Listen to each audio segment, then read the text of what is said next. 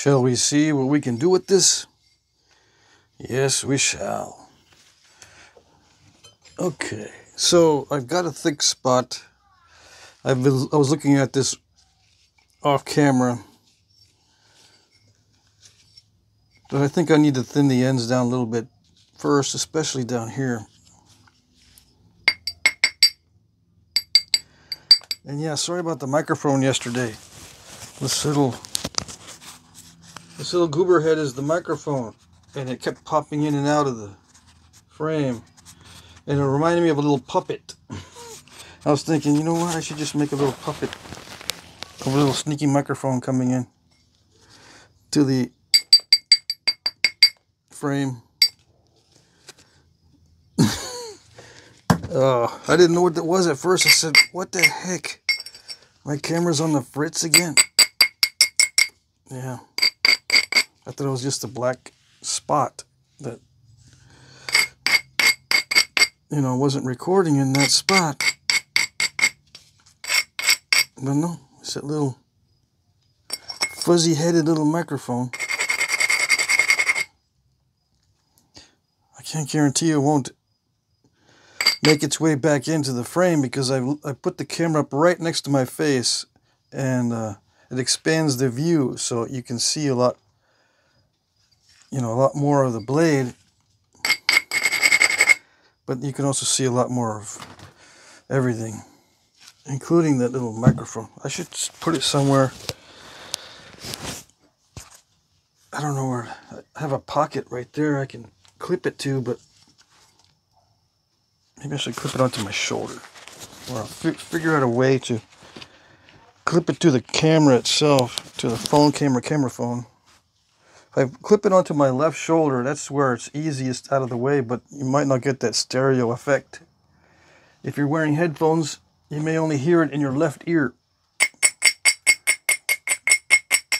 I'll figure it out. See, if I mount the microphone to the phone camera phone, you'll be able to hear both sides equally. I'm thinking. I gotta test it out on the headphones that I've got. See if it actually will do what I'm saying it's gonna do. Why do I talk about that? Because it's got to be done, and I might as well talk about something while I'm prepping this lower half for thinning.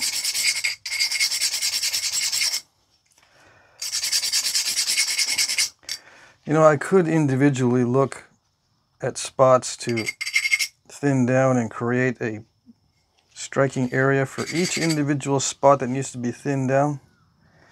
But I've noticed that if I just grind the edges, in a lot of cases, there's already a dip in the edge and a slight isolation on areas that are lumpy. Just naturally. That's just the way it works. Instead of having to create different striking areas. But sometimes the edge is all wrong for the kind of flake that I want. So in that case, I will go ahead and create a special, quote-unquote, special striking area, or what they call a platform. Yeah. But I tend to reserve, or I want to reserve the term platform for the area on the flake that's removed.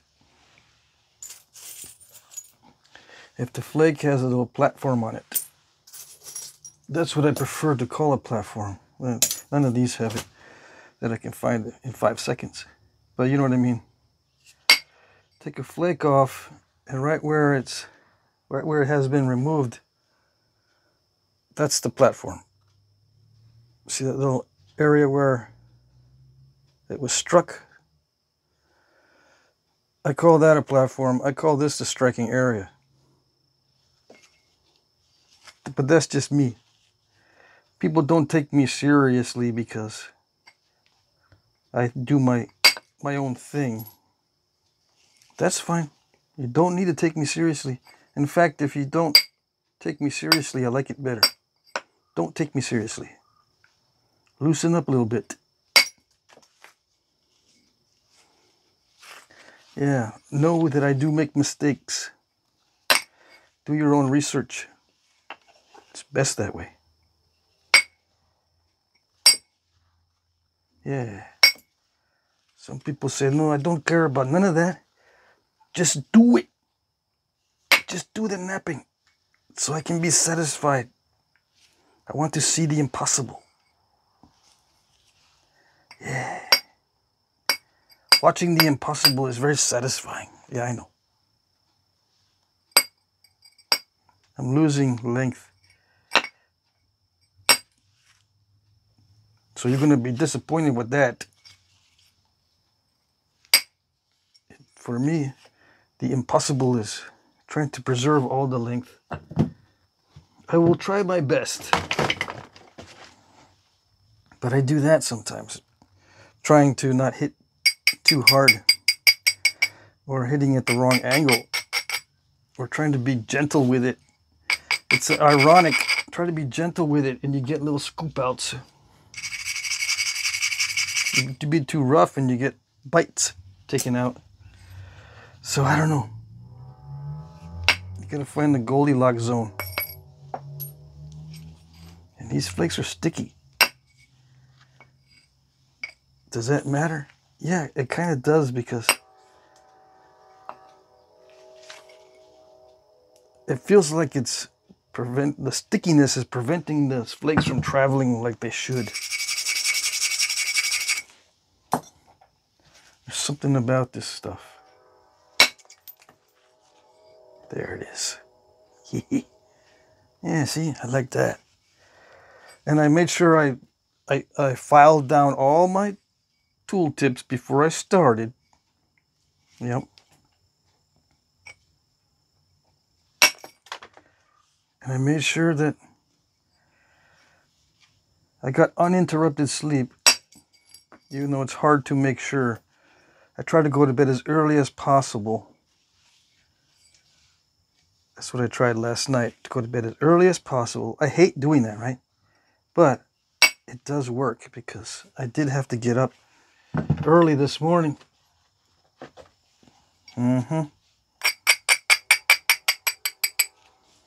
Yep. What's cool, I like this about fall and about autumn. What's cool is you wake up and the mornings are foggy. I like the foggy mornings. Oops. So I went outside and enjoyed some of the fog this morning, just sitting out on the porch.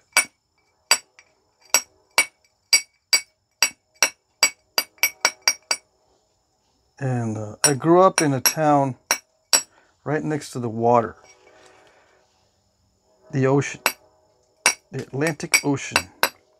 New Hampshire has a very short shoreline, and my hometown is Portsmouth, New Hampshire. That's where I grew up most of my life when I was a child,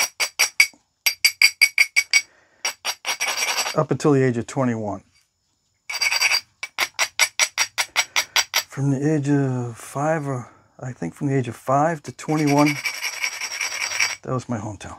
Yeah, and it was very foggy many times. And then you would hear the foghorns. I miss the foghorns, but we have train horns here, so it's very similar. There's always some background stuff going on. I kind of like it. But on Sunday mornings like this, it gets really quiet because there's not much traffic. It was really quiet this morning with the fog. The fog tends to dampen the sound, right? It seems. I don't know. Anyway, it was so quiet. Very peaceful. It's Sunday morning, no traffic. So yeah, so it's not bad having to get up really early. My dad woke up early.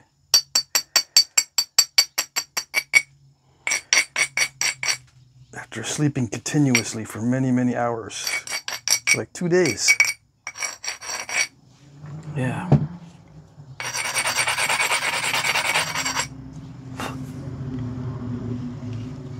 Anyways, it was a good start to the day, although I'm starting to drift into tired land already. It's not even, well, hey, yeah, it's past noon now. Anyways, I'm thinking of napping a bunch of obsidian for the auction. I've only got that 1 point made. Where's my... I gotta make a bunch of points, and it's easier to make a bunch of points if I use obsidian. So I might just do that.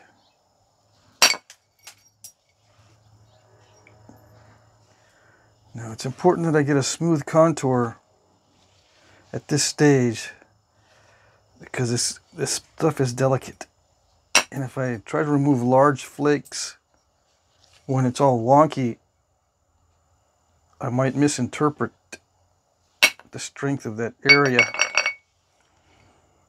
and then break it. But if it's all nice and smooth, it's difficult to misinterpret the strength because it's all consistent. And I like to leave the middle thick. It might be a little too thick right now, but at least it's not going to break. Yeah. Now it's losing some of its symmetry, but I like to work on the ends first, right? Because two things. One, it preserves it, it keeps it from breaking.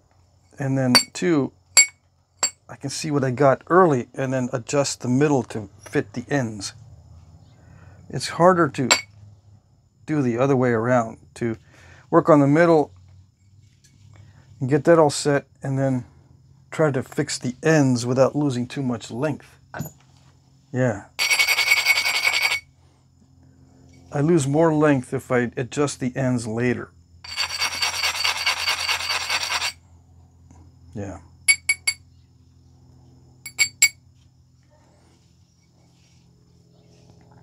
Right, that's my strategy.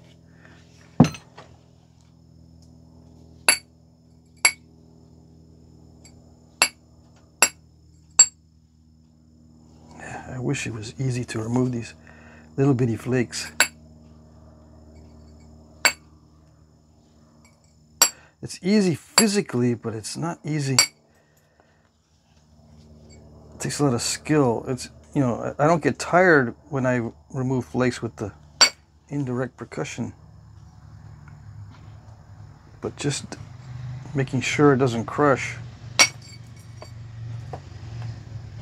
is the hard part. Make sure it doesn't crack.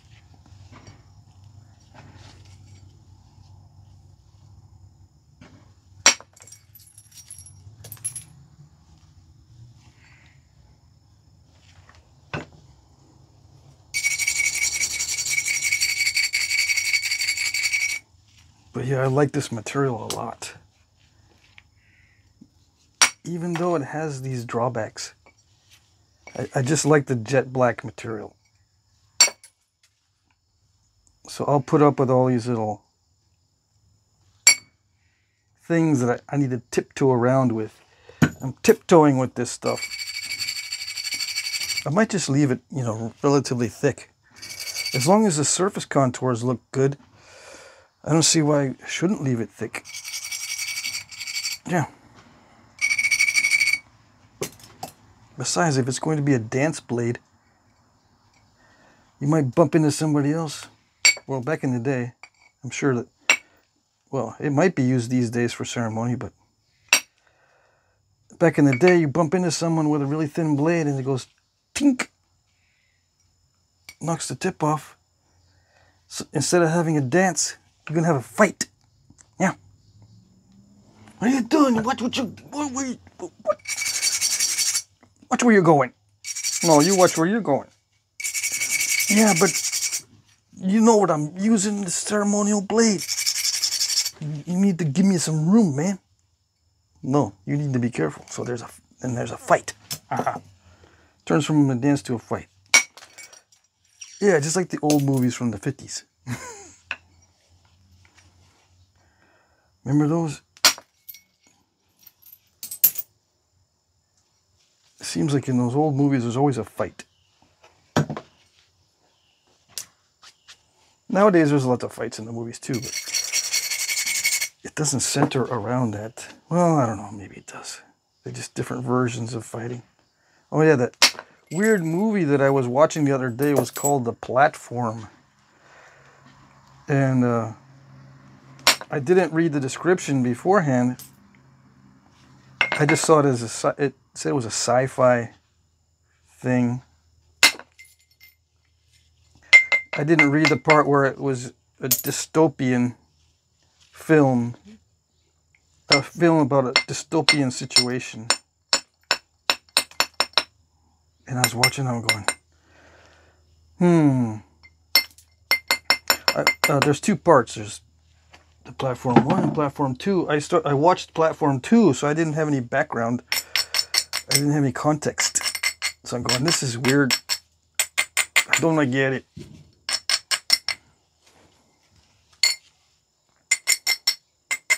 Anyways, when I watch a weird movie like that, I'm replaying it in my brain, and I'm going, I don't get it. What is it? What was it? And it affects the napping. Yep. So back in the day, I bet you they did not watch any weird movies. Yeah, I know. No such thing as movies, but you know, if you live a strange, very stressful life, it's going to affect your napping. You know, if you're watching traumatic events, you're not going to be in a good mood. You're going to be a strange mood. You're going to make mistakes like that, just thinking about it.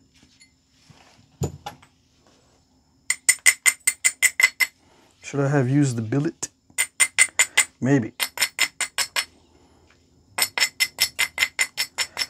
But I don't want to be too harsh on it now. It's starting to get thinner. But yeah, that's not good.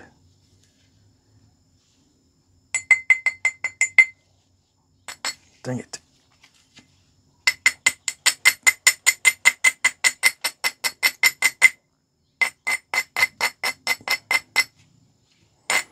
So I'm just going to pick on the edges. Pick on the edges. Pick. It's going to get very narrow. Yes, it is. It's going to end up looking like this mainly, with lots of little flakes. Probably. I don't know. I'll try to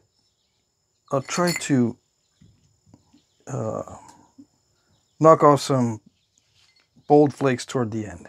How's that? So it doesn't look too flakery. See, it's got weirdness in the middle too, right there. I'd rather have it look like this. But, you know, it doesn't matter too much. It does matter, but not too much. As long as it's smooth. This is smooth enough, even though it's got some little weirdness to it. I gotta watch this very carefully, because I can't be doing this toward the end. When it gets really thin, and if I don't have a way to get to it, because it's really thin, that can mess everything up. Yep. And then I had to try to pick that out, or put the flake back in there and hit it again, that kind of thing. But that flake, I think, just disintegrated. There's no putting back. Yeah, I don't know what happened to that flake.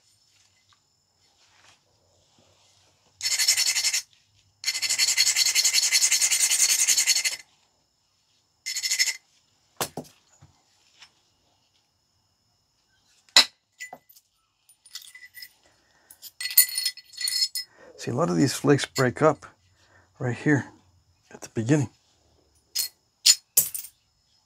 So I can't put them back in. That took care of a bunch of it. But it's still, see that? It still ends up doing that.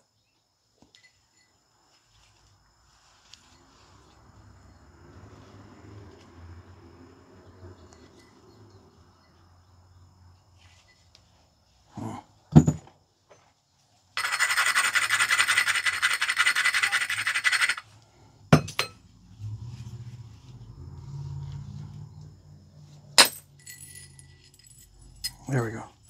I attacked it from the sides. I still have a remnant in the middle, but most of it's gone. Okay. That's going to be an issue right there.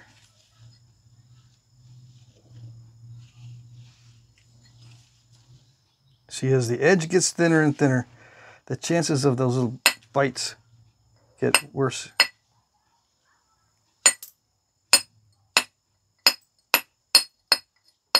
That's what happened right here too.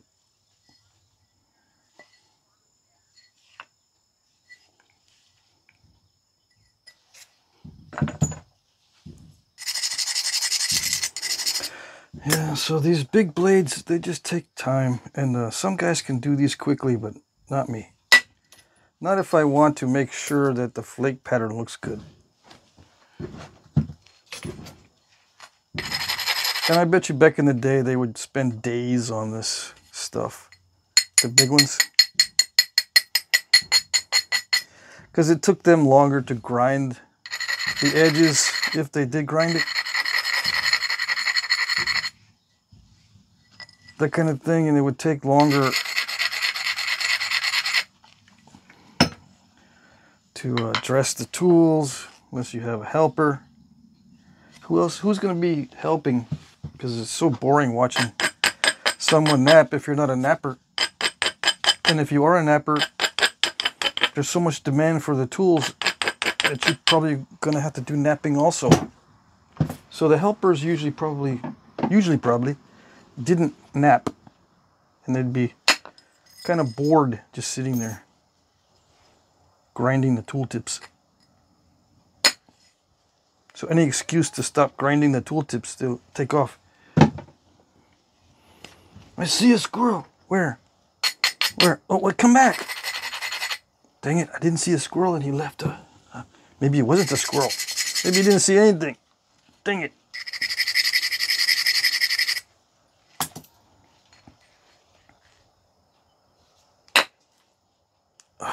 Okay. I do everything possible to not do that, and it still does it.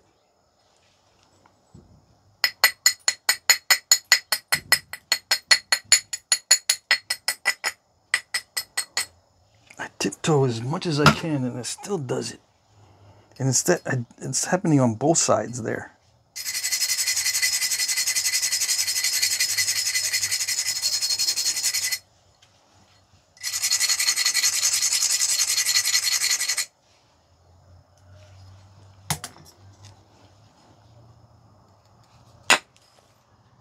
It's very crushy there.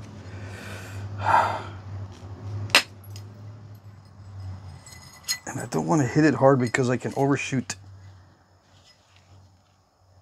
I've solved the problem of not overshooting the tips, but I gotta live with the consequences of hitting gently or holding back just a little bit too much. It's okay to strike gently, but I tend to hold back a little too much, and it ends up step fracturing. Because I lose energy in the strike. Yeah.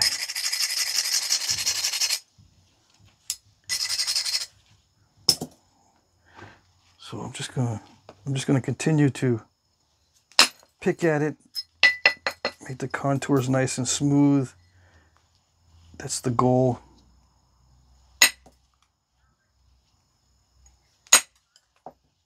It makes it so much easier with subsequent flakes if the contour is smooth and everything's straight.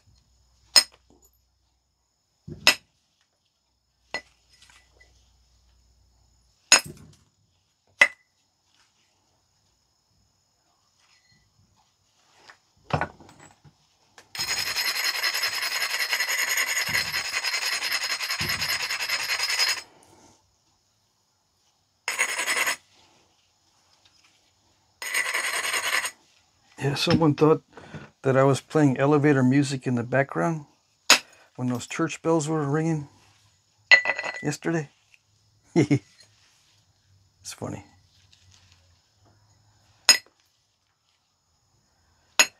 I can play music in the background, because that stuff's still available. I was surprised. I looked it up. Yeah, we can still get free music that sounds like that.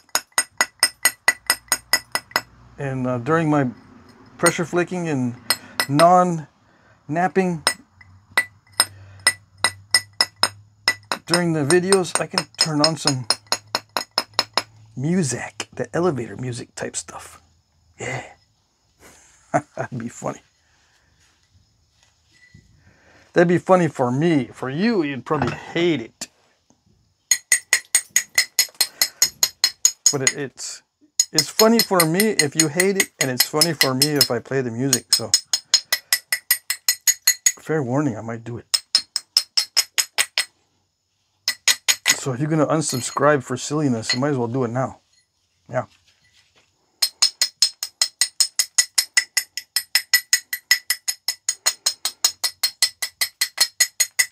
Too much silliness on that channel. I'm going to unsubscribe.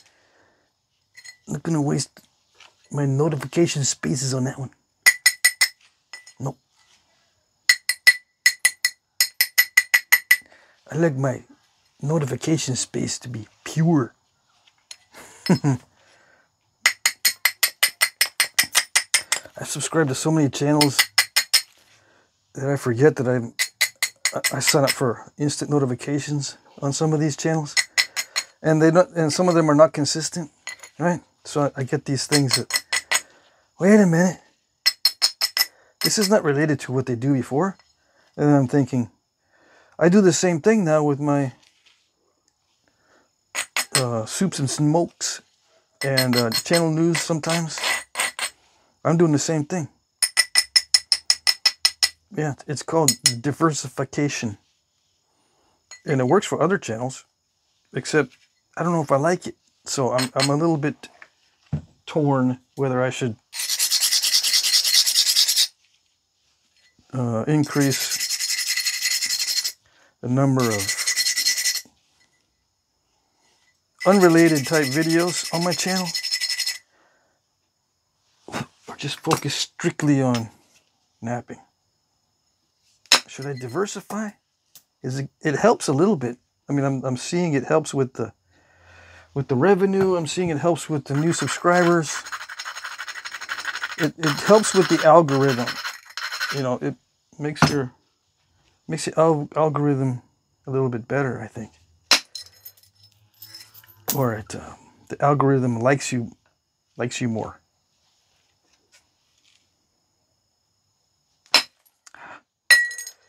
Scooped it. Yeah, the algorithm likes you more if you diversify a little bit, or so it seems. I'm glad it scoops it instead of dive, but it's still not good. I'd rather it scoop than dive, but it's still a difficult challenge. And I'd rather it do that than overshoot. But yeah, I had a perfect edge there. And that's what it does.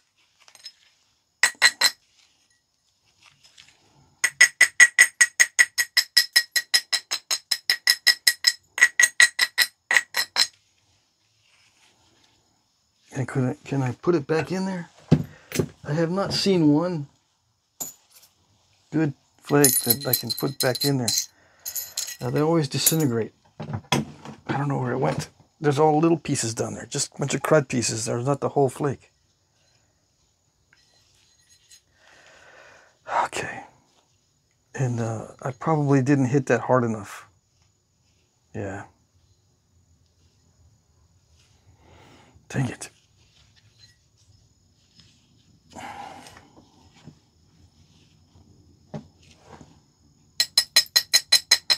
Should I use a billet? No, I want to be precise with these strikes so I can make it nice and smooth. The billet is a little bit more chaotic. The direct percussion is not as accurate. So with me, I end up being a little bit more chaotic with the billets. And I don't want that right now.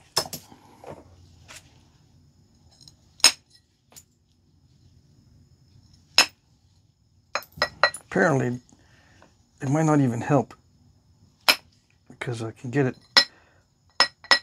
I think the contour was nice and smooth here, and it still scooped it. Still.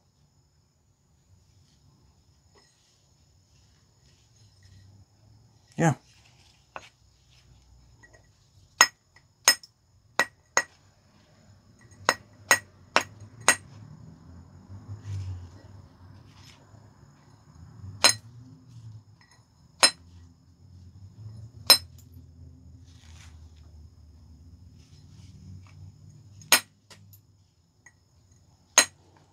Some of you might say, just isolate the platforms.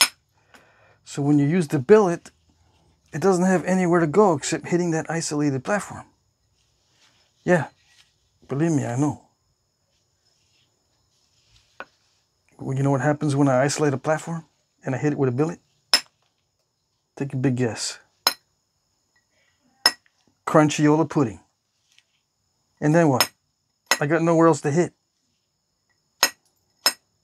And maybe it's I get nervous and I choke and I hit that beautiful isolated platform in the wrong way because I choke. Okay, fine, I choke, but it still doesn't solve the problem knowing what I did wrong. I'm probably gonna choke the next time too because it's my only shot. And I don't like the situation. I'd rather have more options. Even though I might not need the other options, it affects the napping. Yeah.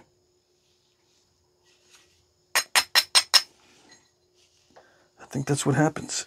I see that one shot and I can't practice taking that shot. That's got to be one shot with no practice. Just got to draw on all my memory.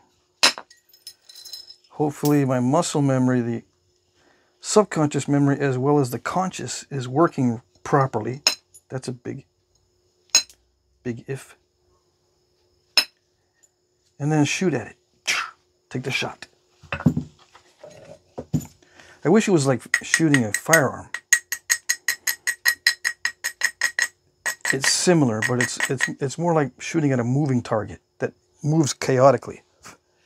Yeah. The conditions for striking are chaotic. You never know exactly what's going to happen because the initial conditions are always a little bit different. So it's like shooting at a moving target that moves chaotically. Yeah. So you can take the shot, but you don't know if you're going to hit. Especially long-range shots at moving targets. Yeah. A lot of these are long-range shots. These long flakes. Everyone wants long flakes, including me. But it's like shooting at a long-range target that is moving. It's difficult to predict at the longer ranges. Short-range target, short flakes, easy peasy, relatively speaking.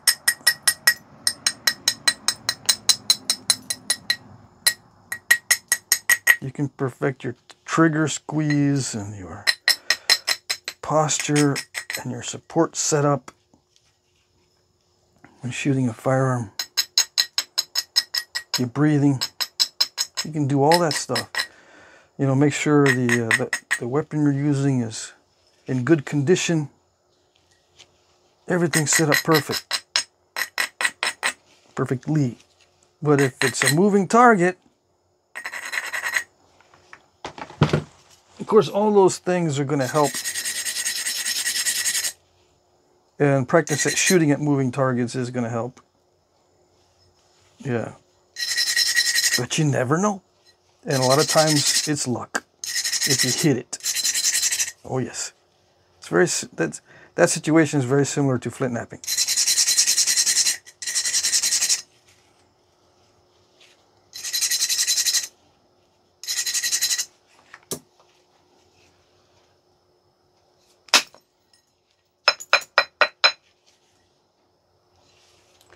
And I think one thing about Flintknapping is that the more important it is to get a good flake, it happens to be at the time where it's the most difficult to make flakes. You know, when it starts getting thin. When it starts getting thin, it's imperative that you make good flakes. And that's when it's the most difficult to make good flakes.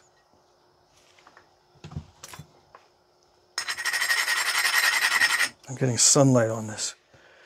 And I've got my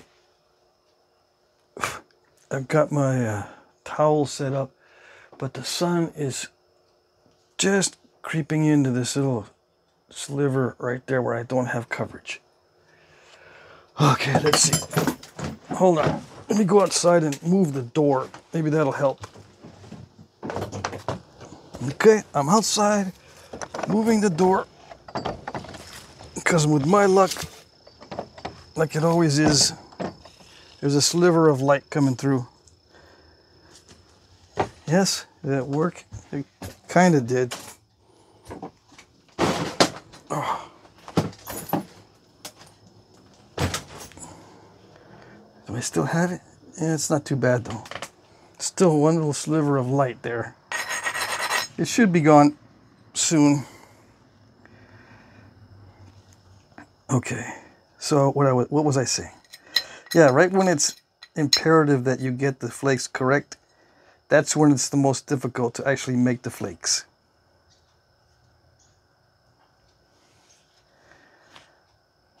Yeah.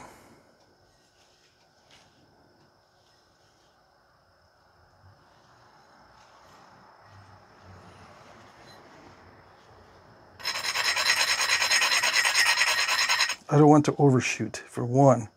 That's a big that's a big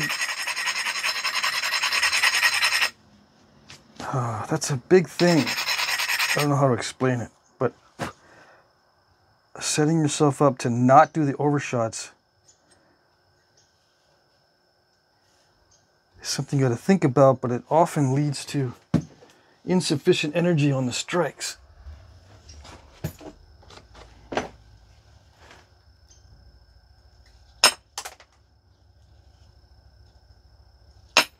Of course, it's better than overshooting, but it's still aggravating. See, the front part of the flake, I'm getting the light on my camera. The front part of the flake usually disappears, so sometimes I can put this in and restrike it. If this snap right here is tall enough, I can hit it there. So I'm going to try to make sure that I can catch some of these flakes, so I can restrike so this doesn't happen again. But there's no guarantee. Nope.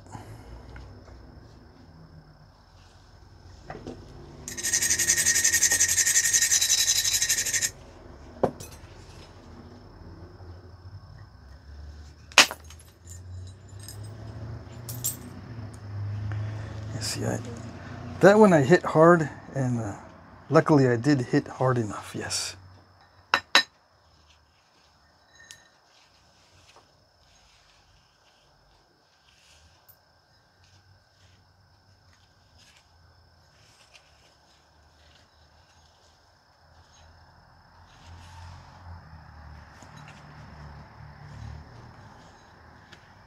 Maybe I shouldn't. Maybe I'm worried too much about lumpy spots. Okay, so what I'm going to do now is just focus on correcting the errors.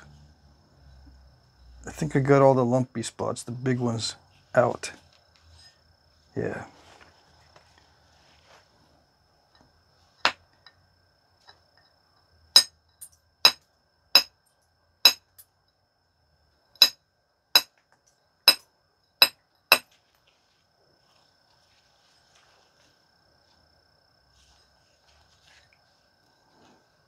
I'm going to hit the back side of this step fracture. That one seems relatively easy, and then I'll work on the other ones.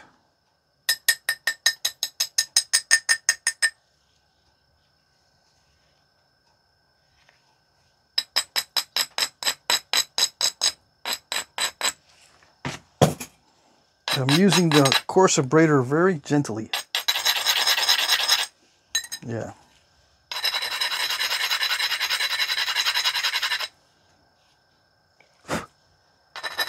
So I don't install incipient cracks.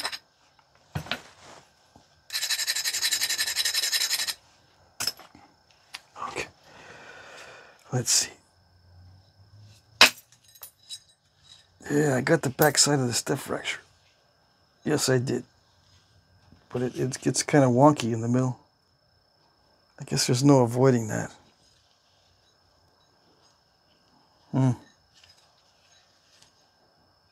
I guess there's no avoiding it. That's my excuse. Just can't avoid it.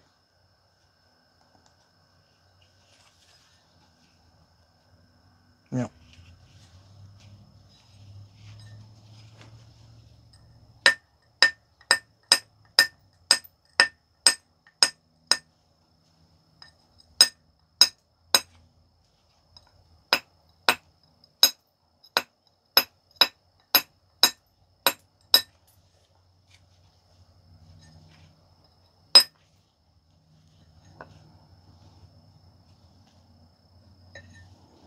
That one actually dived in a little bit. The one that I just eliminated from the back, that dived in a little bit at the end. That's not good. That's not a good sign. Nope.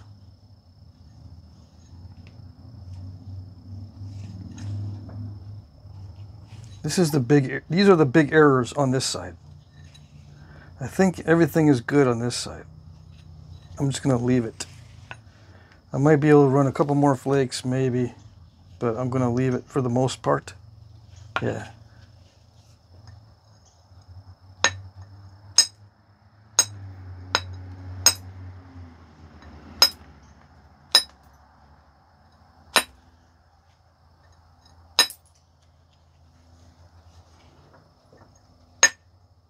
So the trick now is I'm just gonna move the edge that way to take care of those errors on that side. Yeah. I still have steppiness.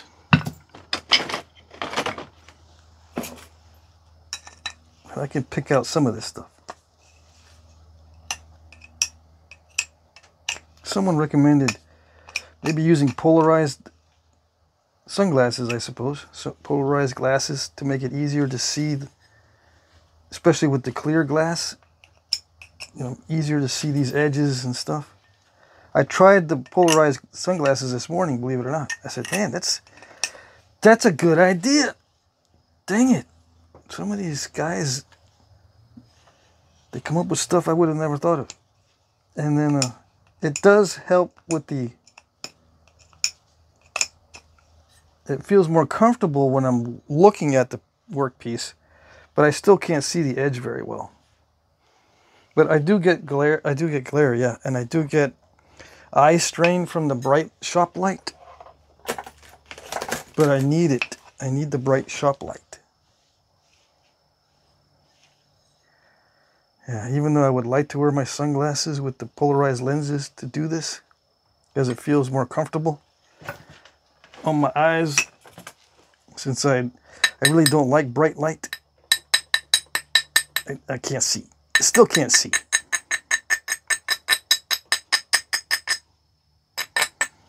Yeah. It's a dilemma. Now,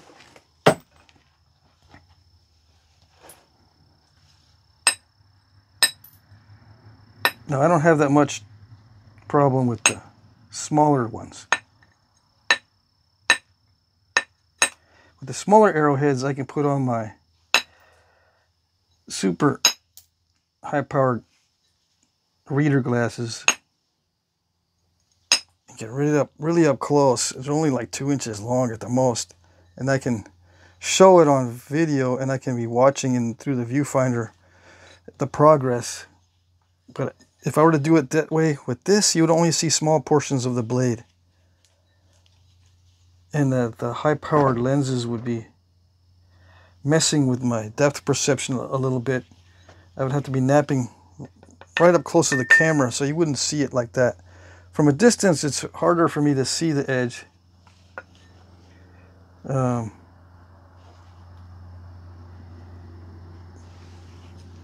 But I think it would be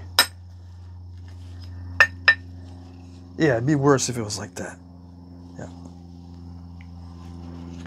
Okay.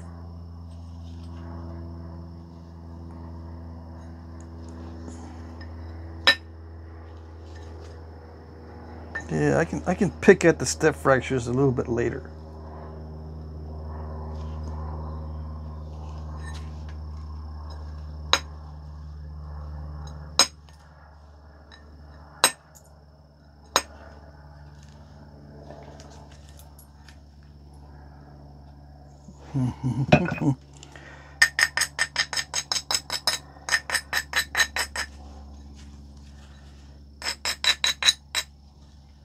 Yeah. Let's just try to make the surface nice and smooth on this side. This side's a little bit too crunchy.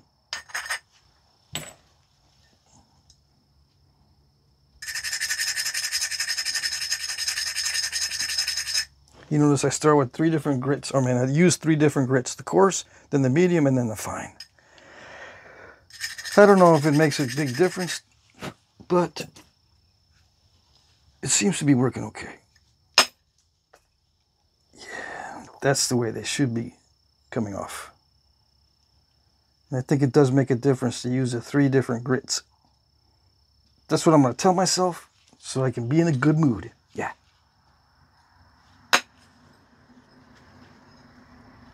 Tell myself it's working.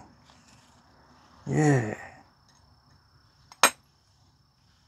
It's working.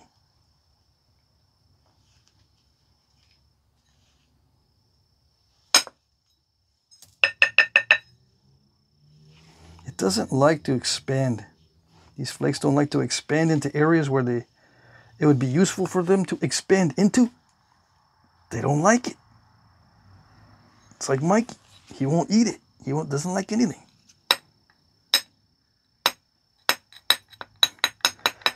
There's too many subscribers named Mike.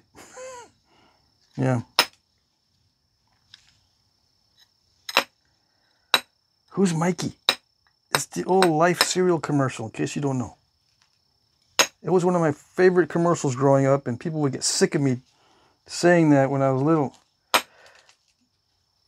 Who's Mikey? You still talking about that commercial? Yeah, I got autism or ADHD.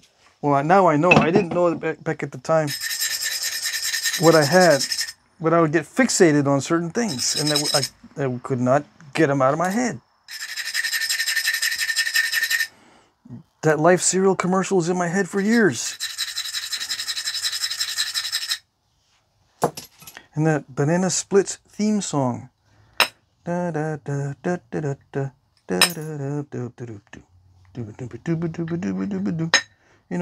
the Banana Splits. That theme song was in my mind for years. You still humming that theme song? My best friend would say. One of my best friends. He would point these things out to me, and he didn't understand why, but he would get annoyed. See, stop doing that. Okay, fine.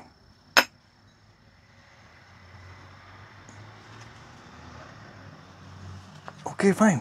I'll stop doing it. And are you angry? No, I'm not angry. I just have this involuntary face. Whenever I get under stress or the light's in my eyes or I can't see, I get this involuntary angry face. Yeah. Or what appears to be angry. I don't know what it is about this side. I can't catch a break. Maybe telling myself I can't catch a break makes me not be able to catch a break. But yeah, I'm crunching this side every single time. Whenever I try something extremely important. Well, that wasn't extremely important.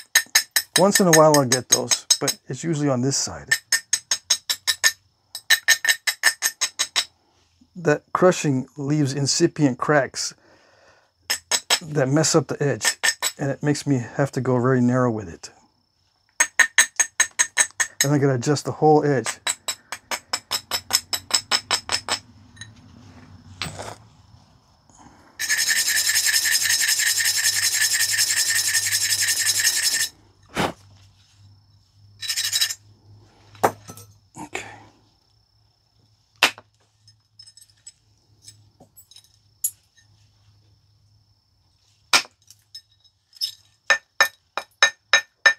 Come on.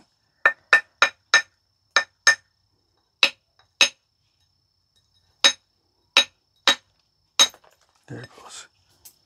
Sticky flakes. If you don't know what sticky flakes are, you should by now with this one. Flakes that just don't want to detach.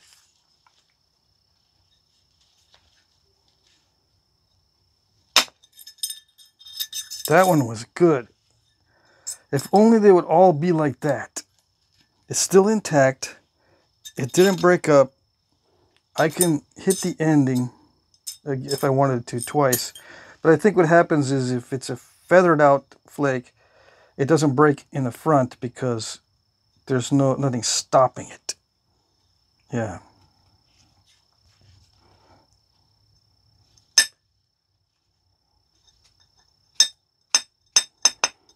So I got to take back the edge, but I can't just take it back. I've got to thin it as I take it back or it's going to look weird.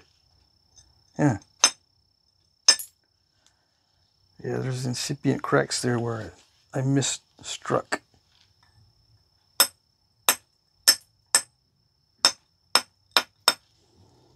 Yeah, I just can't take the edge back. I've got to thin it as I go.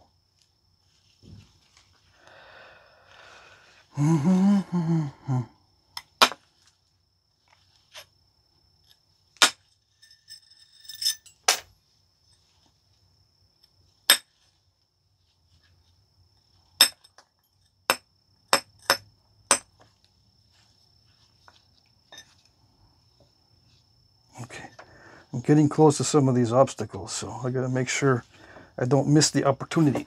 I gotta fix that in a little bit. It's gonna make it even more narrow.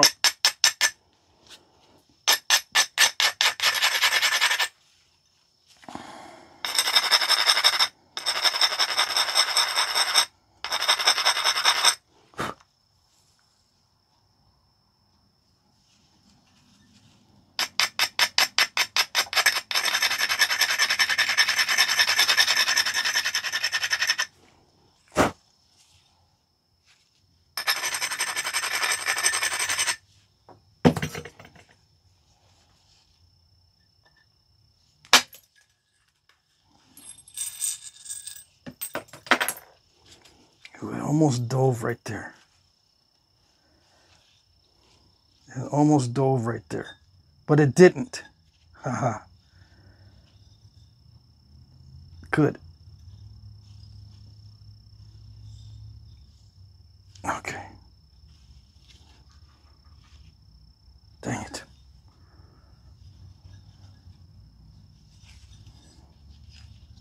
It wants to make me nervous. Yes, it does.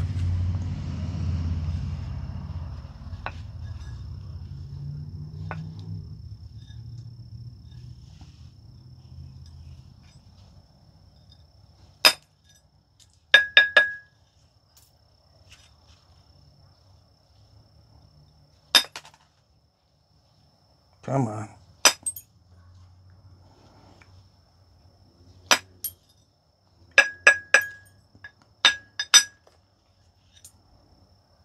Sticky flakes. All right, so I can already see where I need to fix some upcoming issues.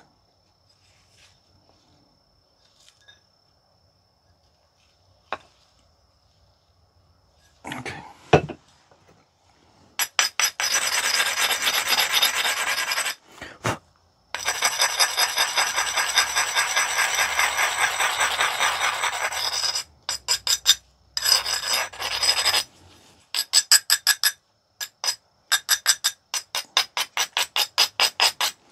We're almost there at the final thickness.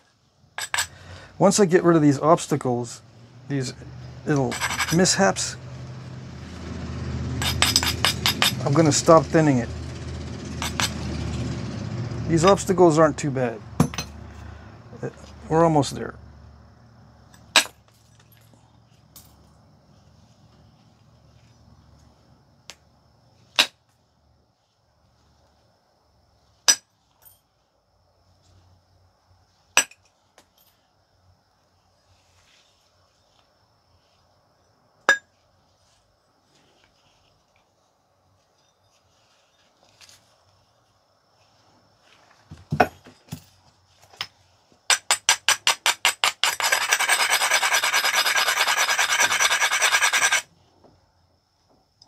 pretty bad.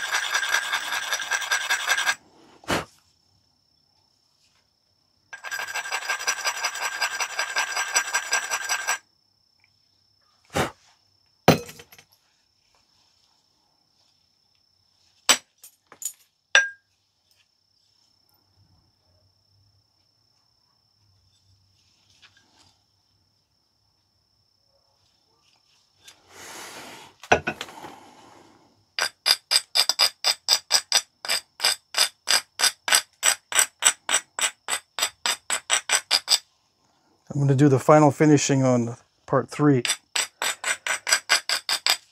Yeah, it's going to take me another 30 minutes to 45 minutes. Well, maybe 30 minutes to do the final finishing on this. Yeah. Because I got to take out that mistake. I got to reassess the symmetry and take off what I need to. Once I adjust for symmetry, I'm going to need to thin some other areas.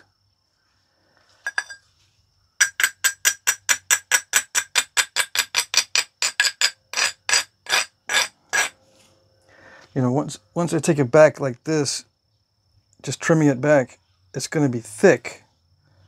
You know, just as an example right here, and I've got to thin it down so the edge is not really thick. That's what I mean by thinning. It's not really thinning the middle. I've got to thin the edges. Although it can carry over to the middle, the object is to keep the edges thin, so it looks right. It doesn't look right when the edge is too thick. It doesn't look like it was designed for cutting. It just looks like you're just trimmed around the edges.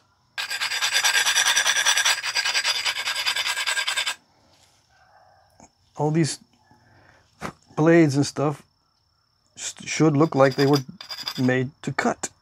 That's their purpose. Now, whether they use them to cut in reality, it's a different story, but that's what they're made for. And they got to look like they're made for that.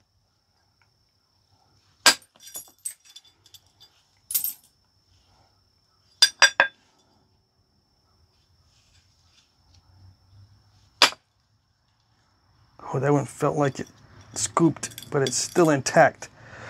All right, here we go.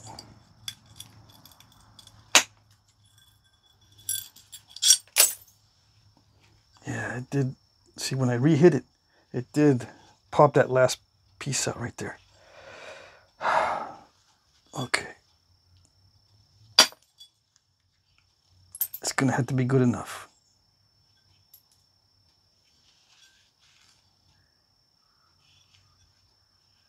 Yep.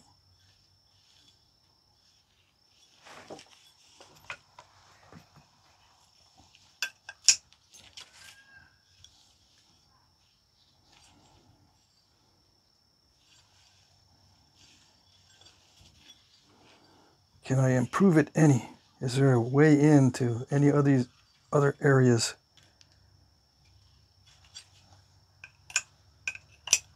To improve the look of the face.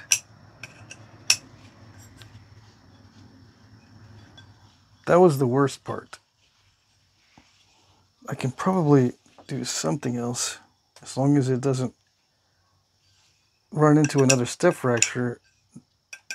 See, if I can do this, but it's going to run into that step fracture, so that's a risk. I can run another flake somewhere in here, but it's all risky. Yeah. There is no good spot. There's one here I need to take.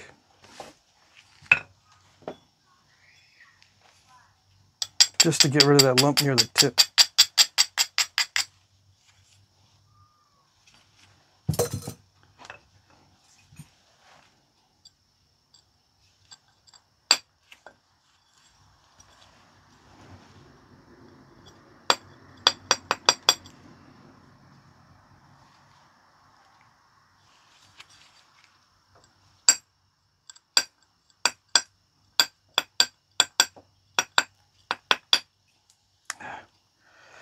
So crackly. So crackly I can't even prepare the edge. It doesn't even want me to prepare the edge properly.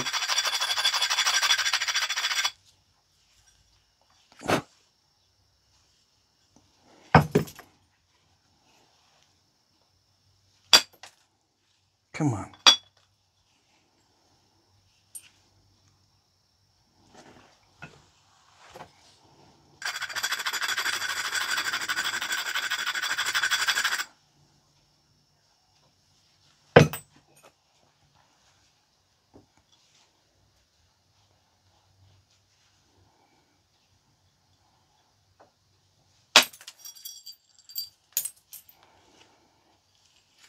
Okay, no overshots.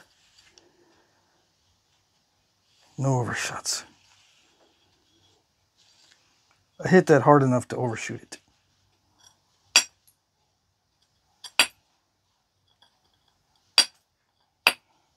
Sometimes the overshot doesn't present itself until much later, because it'll be an incomplete flake. It'll go almost to the other side and it'll be diving, but you won't notice it until it's too late and you hit this other side and then it pops the rest of the overshot off, especially with material that has sticky flakes like this one does.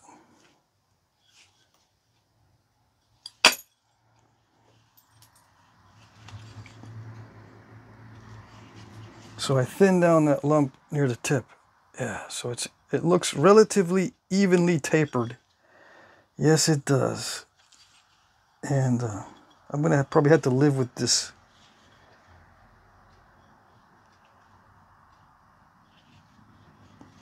middle section there. Yeah, there's no good way to attack it that I can see. Everything's a long shot. I can attack it through this area here. Right there. See that? I can attack it through this area here. But that would mean me losing a bunch of width to make this edge beefier, to make that long strike. And then there's no guarantee it'll go all the way. It might stop right there. And then I have a big dish or bite taken out right here. And I have a step there. A bite here and a step there. Now what do I do if that happens? There's no remedy because there's a step fracture here in front of that ridge. I can't attack it from there. If I get a step right there, I would have to take back this edge a lot and run a flake through here, which is possible. It's possible even now I can run a flake into there.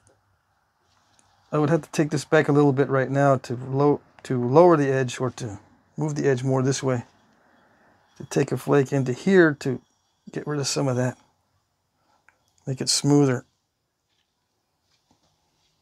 Still the issue of this lump goes across from here to there, and this flake almost took both of those lumps off, but it got stopped right there. If it had expanded more, it could have taken those two lumps off. See that? That's why I hit that right there, but it was stopped right in the exact middle. And then I re-hit it, and it did manage to take this off. But it didn't take anything else off. It could have gone further this way and that way, but it didn't. Too delicate. Okay, so on the next one, next segment, I gotta take a break anyway.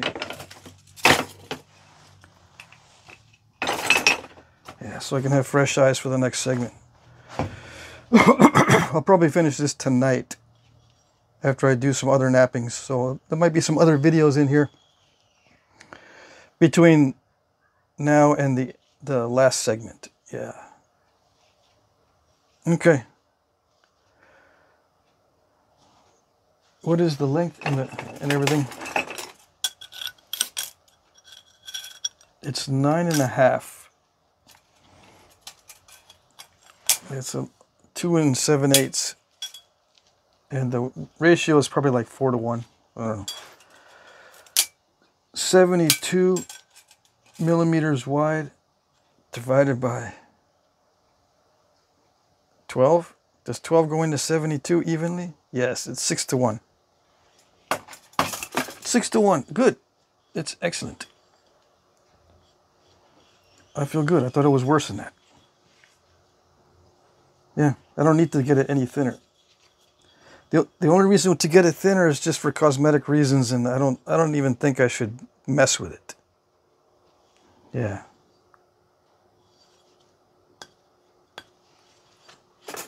I'll mess with some of these areas that still have little undetached step fractures.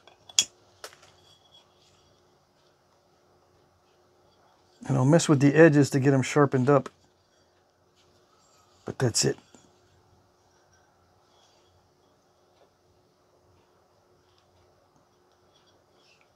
Yeah. Besides, I risk too much by reducing that middle more. Yeah. It's a good sized blade. I like it. Alrighty. I'm already ready to do the little boogie dance with this one. Okay. That's it. Next segment.